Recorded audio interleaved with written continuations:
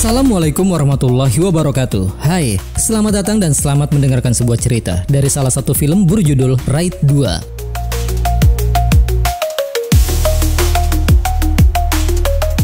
Setelah sukses dengan film pertamanya yang dirilis pada tahun 2018, Ajay Devgan kini kembali memerankan sosok Amay Patnaik untuk membidik sarang korupsi baru. Dan kali ini, di kota fiktif bernama Boj. Di sanalah dia akan berhadapan dengan Dada Manohar Bhai, sosok karismatik yang disembah oleh warga setempat dan mengaku menjalani hidup bersih di bawah bimbingan ibunya. Namun Amay, yang terkenal gigih dan tidak mudah terkecoh, mencium adanya ketidakberesan di balik citra suci tersebut. Nah guys, mau tahu gak?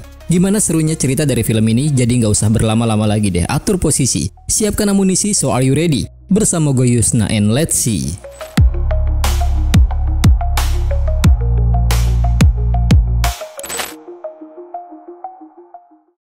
Pada tahun 1989 di sebuah wilayah bernama Rajasthan, kisah ini dibuka dengan diperlihatkannya seorang pejabat bernama Raja Kunwar yang kala itu sedang mengadakan pesta di istananya. Dan di waktu yang bersamaan terlihat pula para petugas pajak penghasilan yang melaju menggunakan mobil menuju ke tempat di mana pesta tersebut dilaksanakan. Sebab mereka ingin melakukan penggerbekan terhadap Kunwar yang diduga telah melakukan tindakan korupsi.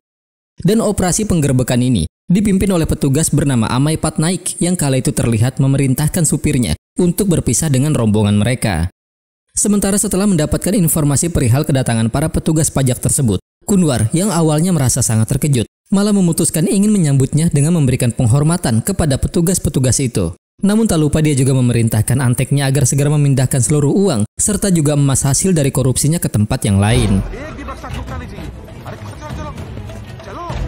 Kemudian sesuai dengan apa yang diucapkan oleh Kunwar, kedatangan para petugas itu pun langsung disambut dengan beberapa tembakan ke udara sebagai tanda penghormatannya. Sehingga hal itu pun mampu membuat para petugas pajak merasa sangat ketakutan.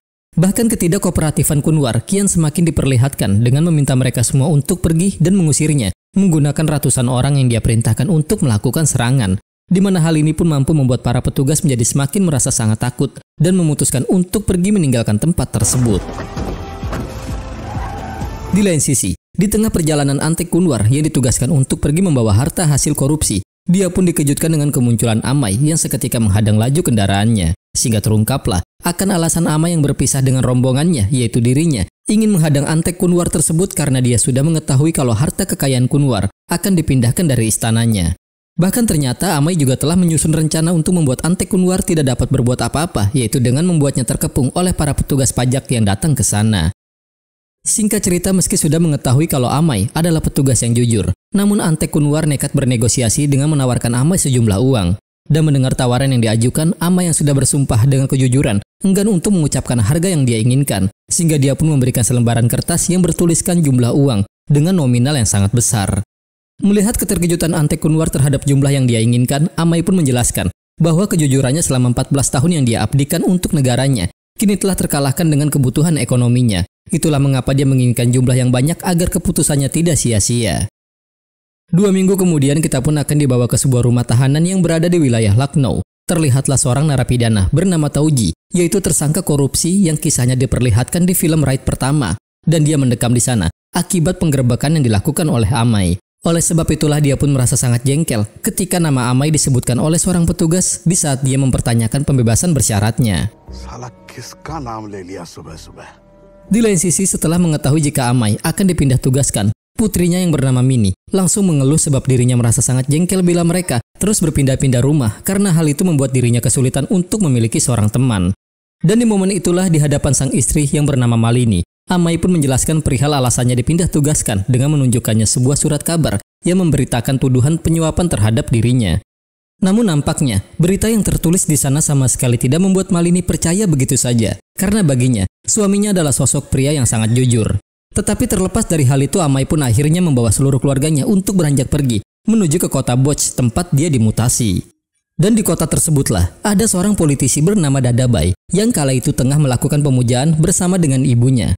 Di mana selain memiliki rasa cinta yang besar terhadap sang ibu, Dada Bhai juga memiliki karismatik yang luar biasa sehingga menjadikannya sosok pejabat yang sangat dicintai oleh warganya. Dan hal itu diperlihatkan ketika dia datang ke sebuah yayasan bernama Susma Jan Kalyan, yaitu yayasan yang dibangun oleh dirinya sendiri.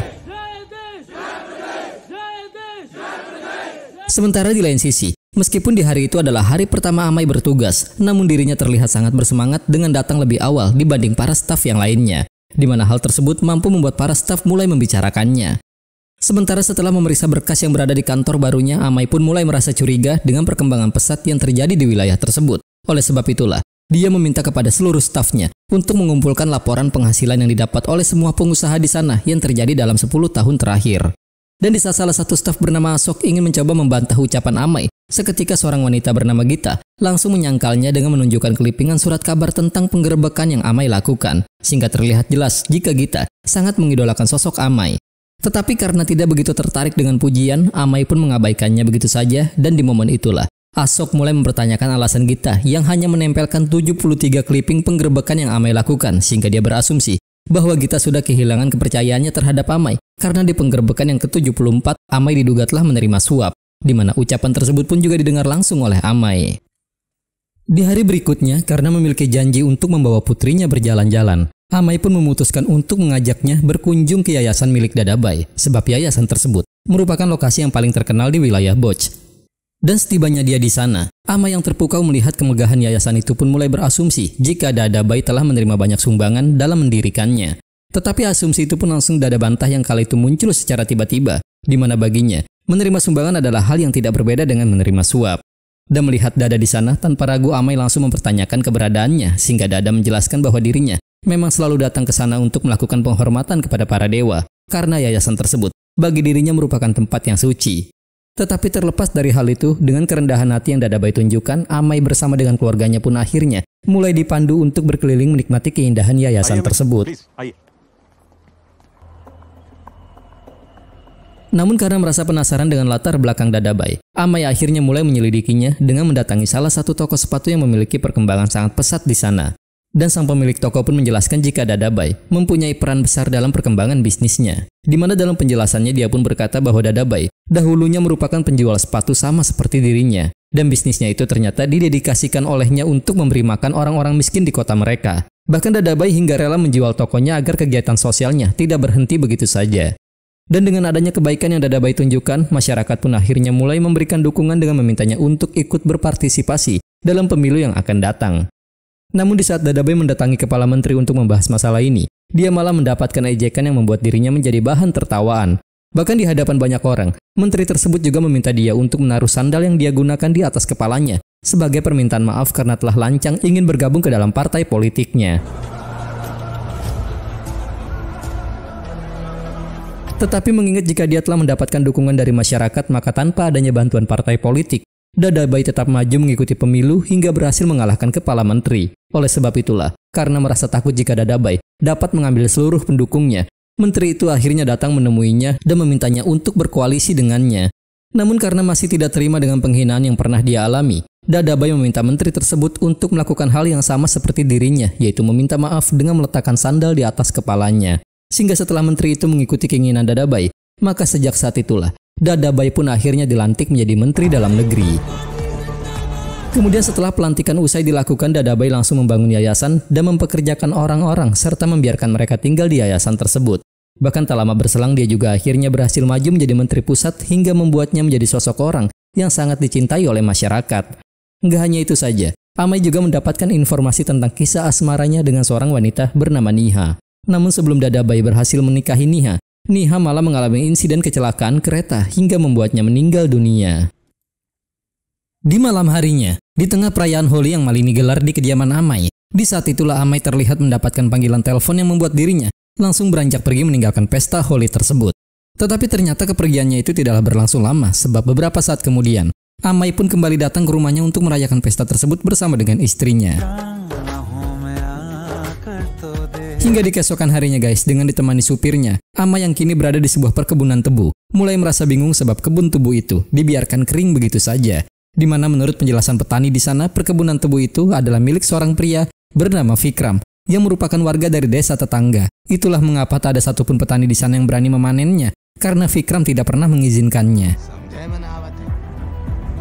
Setelah mendapatkan penjelasan itu, Amai langsung mengumpulkan seluruh stafnya untuk berkumpul sebab mereka akan melakukan operasi penggerbekan. Dan karena telah menjadi bagian dari operasi Amai yang ke-75, Gita pun terlihat sangat bersemangat. Namun semangatnya itu pun sirna begitu saja di saat mengetahui jika operasi penggerebekan ini akan dilakukan di kediaman Dadabay.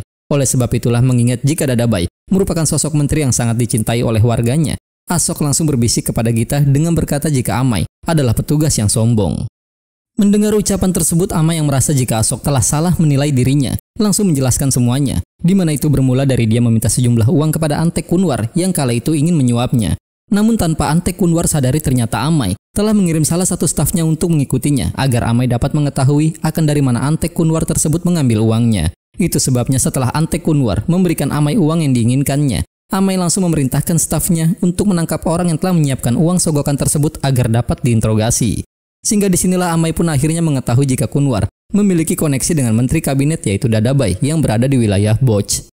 Dan dengan adanya informasi tersebut, Amai langsung meminta atasannya untuk memindah tugaskan dirinya ke wilayah Boch dan menjadikan aksi penyuapannya sebagai alasan untuk pemindahannya. Di mana setelah memberikan uang suapan itu kepada atasannya, maka permintaan Amai pun akhirnya disetujui. Namun dengan catatan jika Amai diharuskan untuk menyelidikinya terlebih dahulu sebelum melakukan penggeledahan.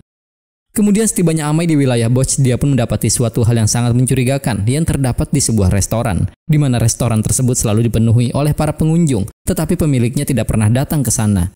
Bahkan selain restoran, nyatanya ada beberapa perusahaan sukses lainnya yang diketahui tidak pernah didatangi oleh para pemiliknya, sehingga hal ini pun membuat Amai berasumsi bahwa perusahaan ini merupakan perusahaan cangkang untuk melakukan pencucian uang.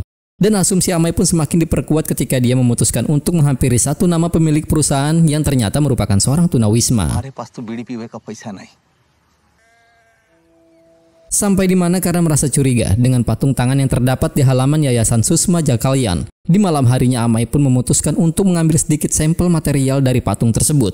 Bahkan di malam itu juga dia melihat adanya banyak berkas di sebuah ruangan yang Amai yakini jika itu adalah berkas perusahaan-perusahaan ilegal. Tetapi mengingat jika belum ada bukti kuat yang memberatkan Dadabay, maka atasan Amai pun melarang Amai untuk melakukan penggerebekannya.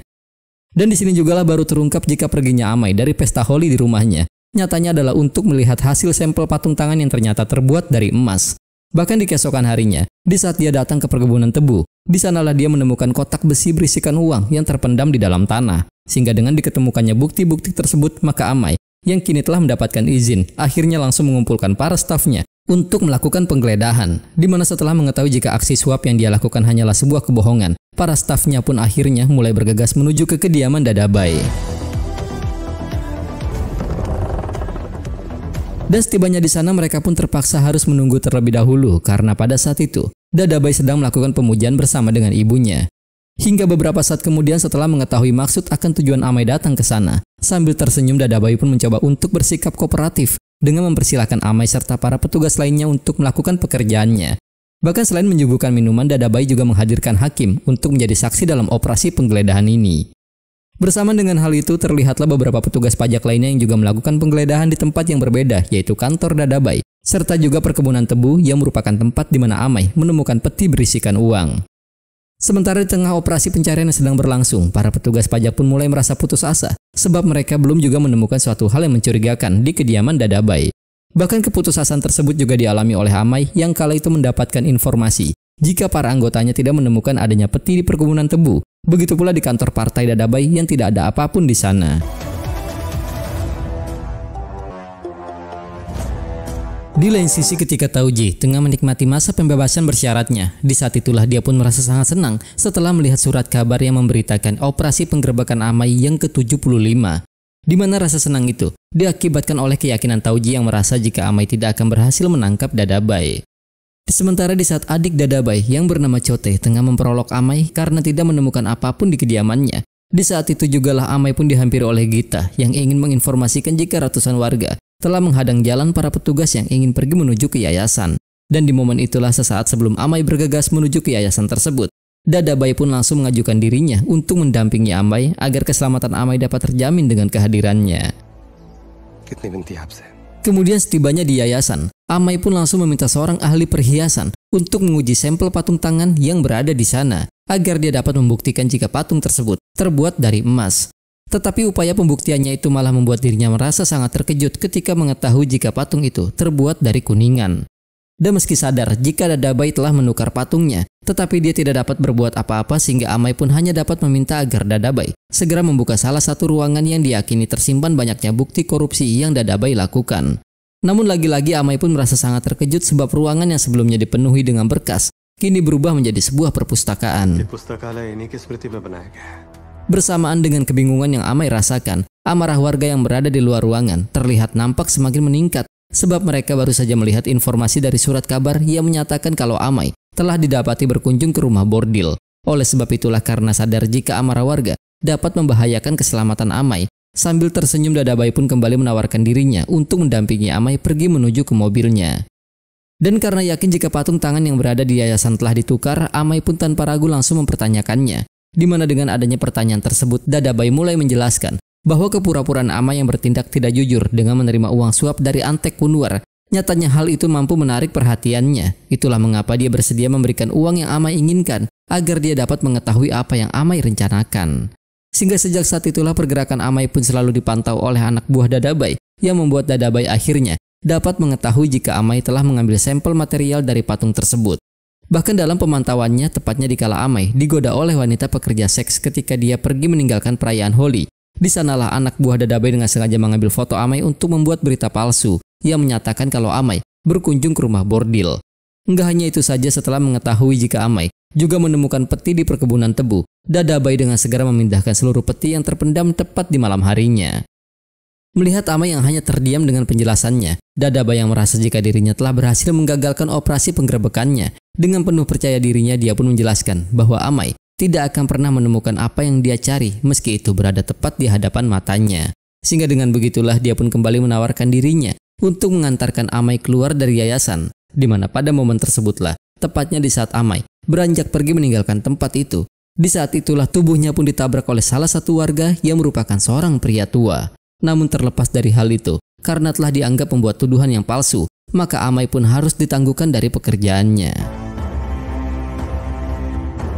Lanjut cerita, di tengah rasa kecewa atas penangguhan yang dialaminya, Amai pun terlihat tengah memandangi secari kertas yang bertuliskan Niharatot, yang mana kertas tersebut ternyata adalah pemberian pria tua yang menabrak tubuhnya ketika dia ingin pergi meninggalkan yayasan.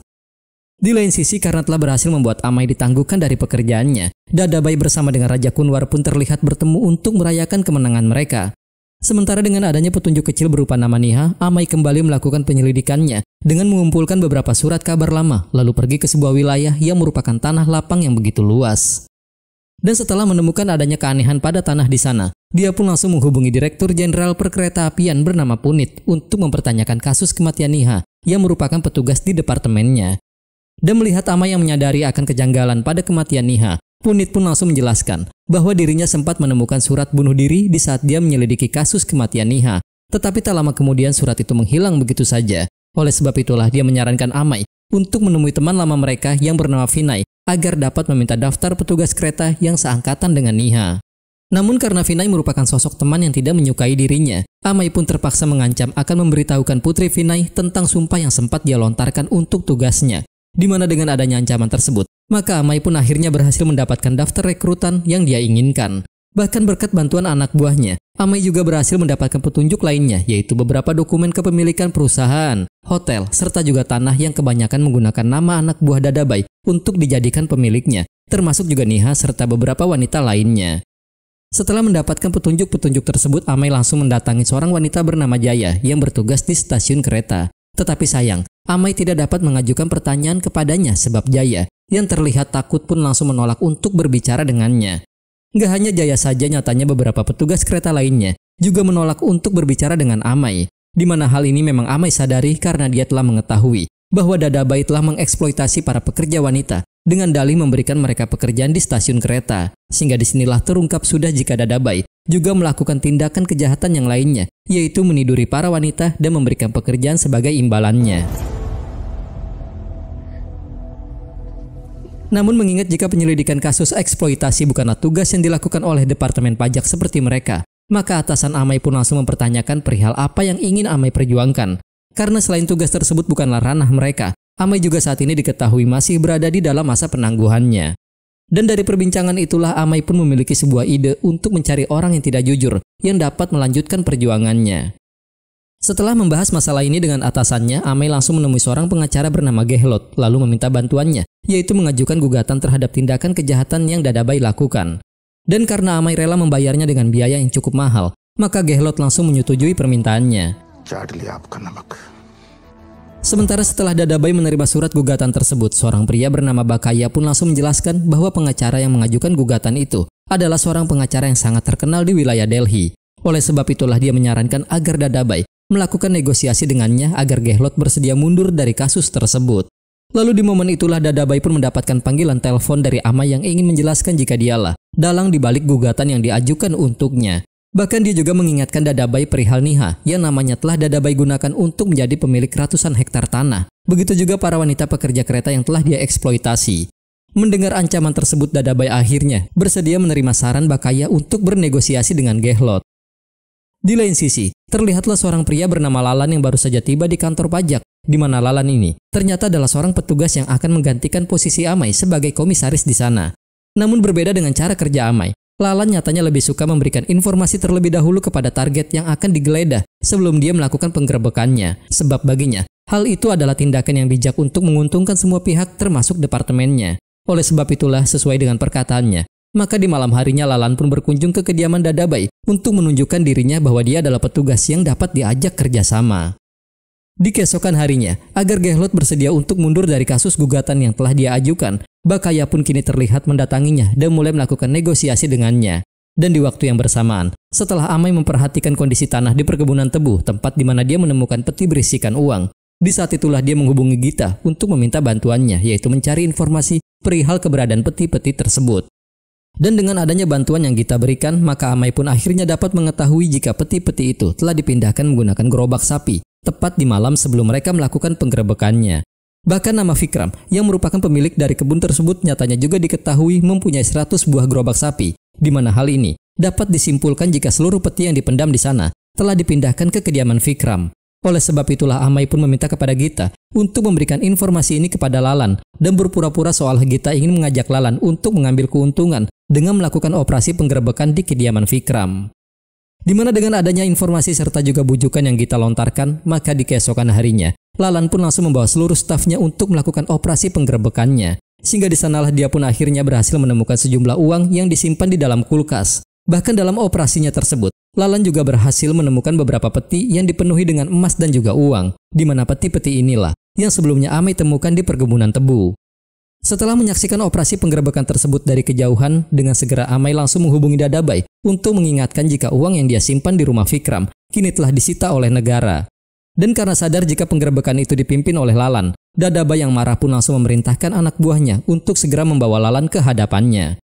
Melihat kemarahan yang terpancar di wajah Dadabai, Lalan langsung meminta maaf sambil menjelaskan bahwa dirinya sama sekali tidak mengetahui jika uang itu adalah milik Dadabai. Bahkan dia pun berjanji akan memberikan informasi terlebih dahulu jika operasi penggerebekan di wilayah Boj kembali dilakukan. Tetapi meski Lalan siap melakukan apapun untuk Dadabai, namun nyatanya dia tidak bisa mengembalikan uang yang diambil dari rumah Vikram sebab uang tersebut kini telah disita oleh negara. Di keesokan harinya, karena pihak Dadabai belum memberikan uang yang telah disepakati, Gehlot pun langsung mengancam akan tetap melanjutkan gugatannya. Dan dengan adanya ancaman tersebut, Dadabai pun memerintahkan Chote untuk pergi mengambil uang miliknya yang dia simpan di kediaman Kamal yang berada di wilayah Delhi. Namun tanpa diduga, setibanya Chote di sana, tepatnya di saat dia ingin mengambil uang yang dimaksud, terlihatlah para petugas pajak yang secara tiba-tiba datang untuk melakukan penggerebekan, sehingga dengan terpaksa uang tersebut pun harus disita oleh negara.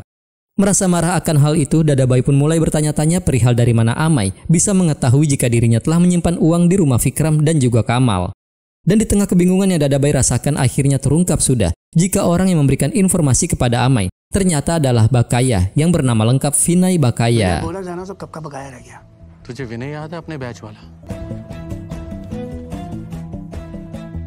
Sampai di hari berikutnya di saat Gehlot kembali mempertanyakan uang yang telah disepakati, Dadabai langsung meminta Bakaya untuk membawa Gehlot ke tempat bernama SK Farmhouse, lalu memberikan uangnya di sana. Dan karena Bakaya juga memberikan informasi ini kepada Amai, maka petugas pajak pun langsung bergegas menuju ke tempat tersebut. Di mana setibanya Gehlot di sana, dia pun merasa sangat terkejut ketika melihat kedatangan para petugas pajak yang ingin melakukan penggerebekan. Tetapi rasa terkejut itu pun juga dialami oleh para petugas pajak karena ternyata tidak ada apapun di sana, sehingga terungkaplah sudah bahwa Dadabai hanya menjebak Bakaya sebab dia telah curiga jika Bakaya adalah seorang informan untuk Amai. Oleh sebab itulah Bakaya pun harus menerima siksaan karena telah berkhianat dengan dirinya. Bahkan, dia juga menginformasikan Amai jika Vinay Bakaya akan dibuat menghilang dari dunia. Lanjut cerita, setelah menerima uang yang sudah disepakati, Gehlot pun berjanji bahwa dirinya akan membuat sidang Dadabai ditutup untuk selama-lamanya. Namun ketika sidang tersebut mulai digelar, secara tidak terduga Gehlot malah memutar rekaman aksi penyuapan yang Dadabai lakukan terhadap dirinya. Bahkan, dia juga bersedia menunjukkan uang tersebut di muka pengadilan, dan hal ini dapat disimpulkan jika Gehlot masih tetap setia dengan Amai untuk menjadikan Dadabai tersangka dalam kasus eksploitasi wanita. Nggak hanya itu saja, dia juga ingin mengungkapkan kasus penipuan jual beli tanah serta kejanggalan atas kematian Niha. Itu sebabnya dia meminta kepada hakim agar memberikan larangan kepada Dadabai untuk berhenti berpolitik dan pergi dari wilayah Boch agar penyelidikan yang dia lakukan dapat berjalan dengan sangat aman. Dan karena bukti-bukti yang Gehlot hadirkan di persidangan dapat memperkuat gugatannya, hakim pun memutuskan untuk menerima permintaan Gehlot. Setelah selesai menjalani persidangan tersebut, Dadabai pun terlihat kembali didatangi oleh Lalan yang ingin memberikan informasi jika petugas pajak akan kembali melakukan penggerebekannya, dan itu dilakukan di seluruh wilayah Boch. Oleh sebab itulah, dia menyarankan kepada Dadabai agar segera memindahkan seluruh hartanya ke lokasi yang jauh dari wilayah mereka. Karena dengan begitu maka dia tidak akan melakukan kesalahan untuk yang kedua kalinya.